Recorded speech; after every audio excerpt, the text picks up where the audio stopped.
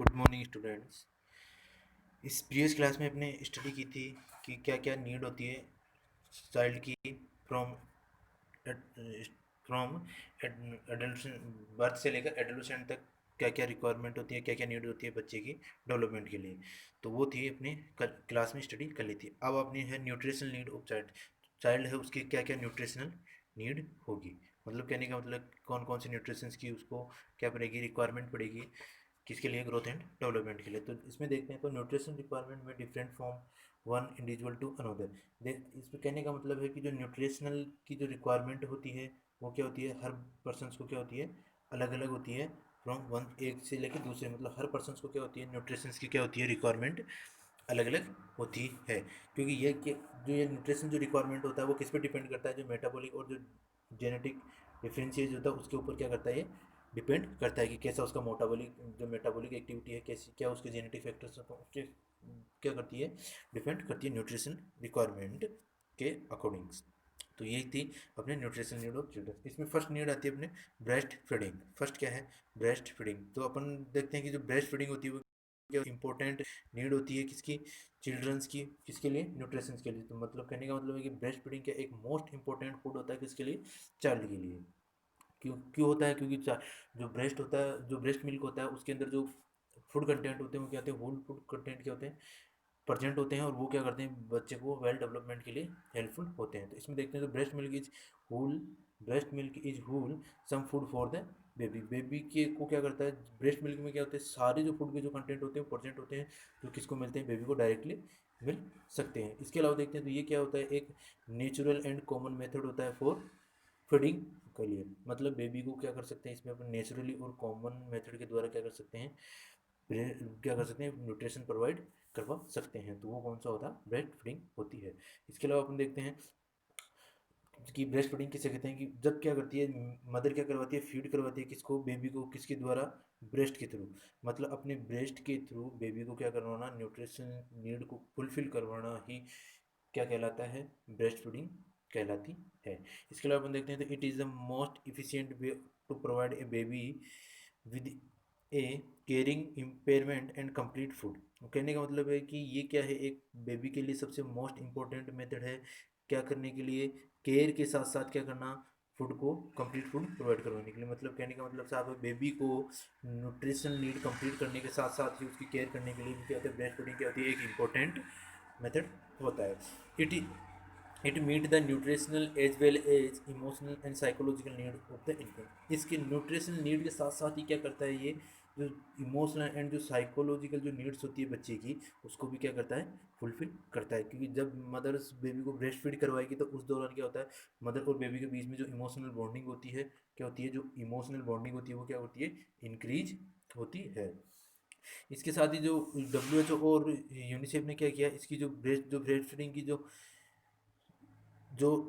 Breast feeding की जो time period बताया वो कितना बताया, 6 मंथ का। मतलब कहने का मतलब ये है कि 6 मंथ तक अपन क्या करते हैं, बेबी को ब्रेस्ट फीडिंग करवाते हैं। अगर 6 मंथ तक अपन ब्रेस्ट फीडिंग करवाते हैं तो उसको अपन क्या बोलते हैं, एक्सक्लेसिव ब्रेस्ट फीडिंग। क्या कहेंगे, एक्सक्लेसिव ब्रेस्ट फीडिंग कहेंगे। इसके बाद में देखते हैं एडवांटेज ऑफ ब्रेस्ट फीडिंग, कि अपन ब्रेस्ट फीडिंग तो करवाते तो हैं बच्चे को, लेकिन वो ब्रेस्ट फीडिंग के क्या फ़ायदे होते हैं बच्चे को, उसके बारे में अपन देखते हैं।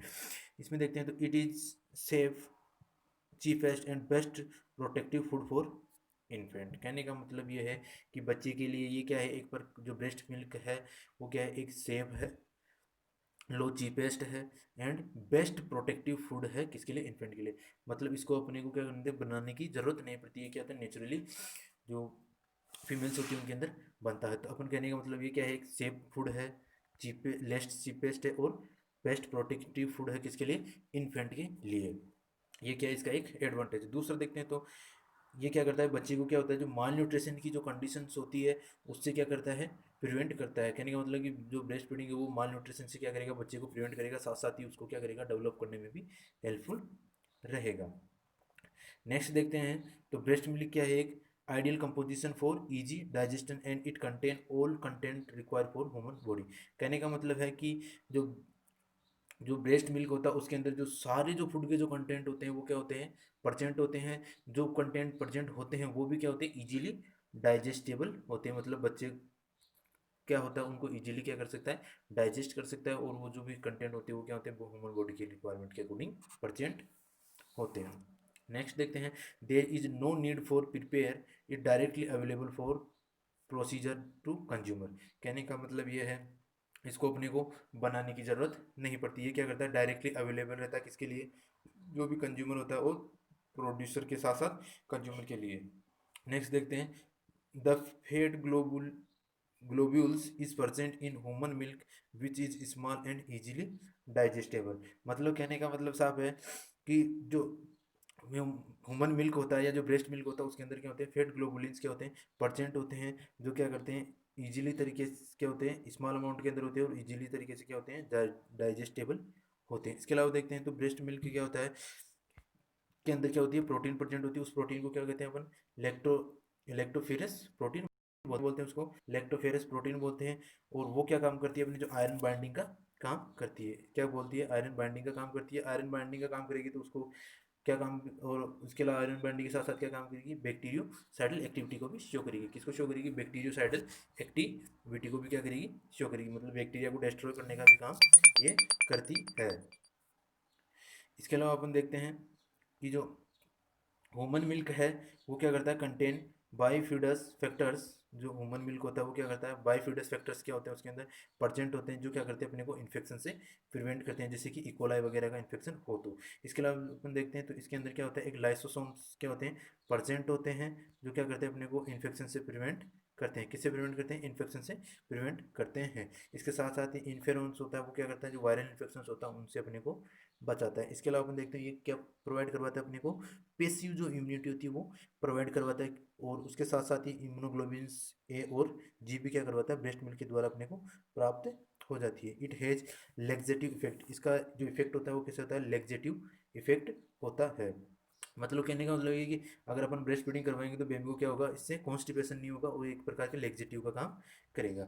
ब्रेस्ट मिल्क क्या होता है, increase emotional bonding between mother and child during feeding. Feeding के दौरान क्या होता है, बच्चे की जो इमोशनल बॉन्डिंग होती है उसको मदर के साथ क्या करता है, बढ़ाता है। तो ये थे advantage of breast feeding.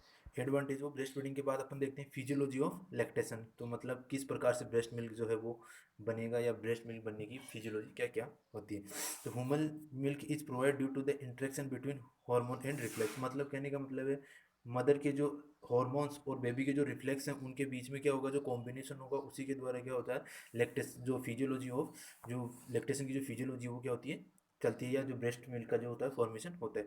During pregnancy के दौरान क्या होता है, जो ग्लैंडुलर टिश्यूज होते हैं वो क्या होते हैं, स्टिमुलेटेड होते हैं, और क्या करते हैं, मिल्क को प्रोड्यूस करते हैं। मतलब अपने जो ब्रेस्ट होता है उसके अंदर जो ग्लैंडुलर टिश्यूज होते हैं वो क्या करते हैं, ब्रेस्ट मिल्क का फॉर्मेशन में अपने को हेल्पफुल रहते हैं। और वो क्यों करते हैं, क्योंकि जो ऑक्सीटोसिन और जो प्रोलैक्टिन हार्मोन होता है वो उसके अंदर हेल्पफुल करता है। तो अब देखते हैं तो जो फिजियोलॉजी ऑफ लैक्टेशन होता है वो उसकी जो 4 प्रोसेस होती है। पहली होती है मीमोजेनेसिस, लैक्टोजेनेसिस, गैलेक्टोकाइनेज और गैलेक्टोपोसिस। कहने का मतलब फर्स्ट है मीमोजेनेसिस, सेकंड है लैक्टोकाइनेज, सेकंड है नेक्स्ट है गैलेक्टोकाइनेज, और नेक्स्ट है गैलेक्टोपोसिस। तो अपन शॉर्ट फॉर्म में देखते हैं तो कौन है, MLGG। मतलब मीमोजेनेसिस, लैक्टोजेनेसिस, गैलेक्टोजेनेसिस और गैलेक्टोपोसिस की जो प्रोसेस होती है ये क्या होती है, चारों जो स्टेजेस होती है उसके अंदर क्या होता है, फिजियोलॉजी ऑफ लैक्टेशन होती है। उसके फर्स्ट देखते हैं अपन मीनोजेनेसिस। मीनोजेनेसिस क्या होता है कि एक प्रकार से अपन कह सकते हैं कि ब्रेस्ट का क्या होना, ब्रेस्ट फीडिंग के लिए क्या होना, prepare of breast feeding during pregnancy के दौरान जो ब्रेस्ट फीडिंग है उसके लिए क्या होना, प्रिपेयर होने की जो प्रोसेस होती है उसको क्या कहते हैं हम, मीमोजेनेसिस कहते हैं। मतलब अपन जो ब्रेस्ट है उनका ब्रेस्ट फीडिंग के लिए क्या होना, प्रिपेयर होना ही क्या कहलाता है, मीमोजेनेसिस। नेक्स्ट है लेक्टोजेनेसिस। लेक्टोजेनेसिस को अपन कह सकते हैं मिल्क सिक्रेशन या प्रोलैक्टिन रिफ्लेक्स भी बोल सकते हैं। मिल्क सिक्रेशन फेज या प्रोलैक्टिन रिफ्लेक्स फेज भी अपन क्या इसको कह सकते हैं। इसके दौरान इसमें क्या होता है कि जब बेबी क्या करता है, निपिल को क्या करता है, सक करता है, तो उसके दौरान जो भी सेंसेशंस होते हैं वो क्या होते हैं, ब्रेस्ट के जो सेंसेशन होते हैं वो स्टिमुलेट होते हैं, और जो ब्रेन है वहाँ तक क्या जाते हैं, सेंसेशन पहुँचते हैं। हाइपोथैलेमस तक जैसे ही सेंसेशन पहुँचेंगे तो वो क्या करेगा, जो पिट्यूटरी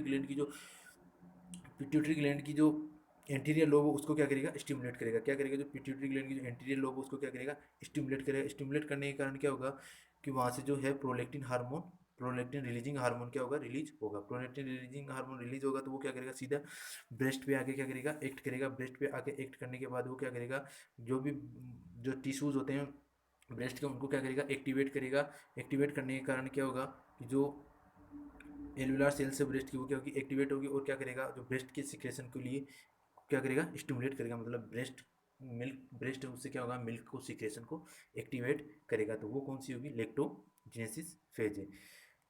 अब इसमें मिल्क सिक्रेशन हो रहा है, इसलिए इसको अपन क्या कह रहे हैं, मिल्क सिक्रेशन रिफ्लेक्स बोल सकते हैं। किसकी वजह से हो रहा है, प्रोलैक्टिन की वजह से हो रहा है, तो इसको अपन क्या बोल सकते हैं, प्रोलैक्टिन रिफ्लेक्स बोलते हैं। और इस पूरी प्रोसेस को क्या बोल सकते हैं, लैक्टोजिनेसिस भी बोल सकते हैं।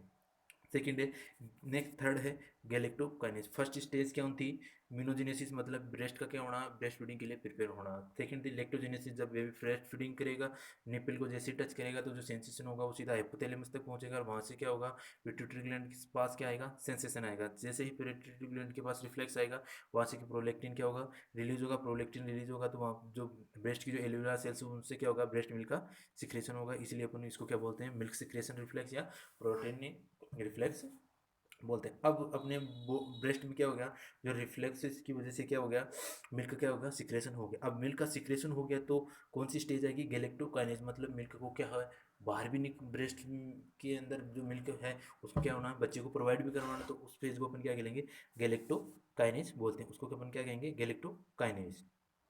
अब गैलेक्टोकाइनेज में अपन देखते हैं तो क्या होगा, it is also called ejection reflex या ऑक्सीटोसिन रिफ्लेक्स। इसको अपन क्या सकते हैं, इजेक्शन मतलब बेर मिल्क क्या करेगी, बाहर इजाकुलेट करेगी, तो वो कौन होगा, इजेक्शन रिफ्लेक्स या ऑक्सीटोसिन। किसकी वजह से, ऑक्सीटोसिन की वजह से। इसमें क्या होगा कि जब पोस्टीरियर पिट्यूटरी, जैसे ही निपल को टच करेगा, जो पोस्टीरियर पिट्यूटरी ग्लैंड होगी उसके पास क्या जाएगा, सेंसेशन, हाइपोथैलेमस के पास सेंसेशन पहुंचेगा, तो पोस्टीरियर पिट्यूटरी ग्लैंड के पास क्या जाएगा, सेंसेशन जाएगा, रिफ्लेक्स जाएगा। वहाँ से रिफ्लेक्स जाने के बाद पोस्टीरियर पिट्यूटरी ग्लैंड से क्या रिलीज होगा, ऑक्सीटोसिन रिलीज होगा। ऑक्सीटोसिन रिलीज होगा तो जो ऑक्सीटोसिन हो वो क्या होगा, ब्रेस्ट पे एक्ट करेगा। ऑक्सीटोसिन क्या एक्ट करेगा, जो भी ब्रेस्ट के जो टिश्यूज होते हैं उनके ऊपर क्या करेगा, उनको कॉन्स्ट्रक्ट करने का काम करेगा, कॉन्ट्रेक्शन करने का काम करेगा, जिसके कारण क्या जो कि जो भी मिल्क जो प्रेजेंट है ब्रेस्ट के अंदर वो क्या होगा, जो क्या होगा उनका इजेक्ट हो जाएगा, किसके अंदर, जो लेक्टोफिरिस साइनस डक्ट होती है उनके अंदर क्या होगा, मिल्क पहुंच जाएगा, मतलब इजेक्ट हो जाएगा। इजेक्ट होने के बाद जो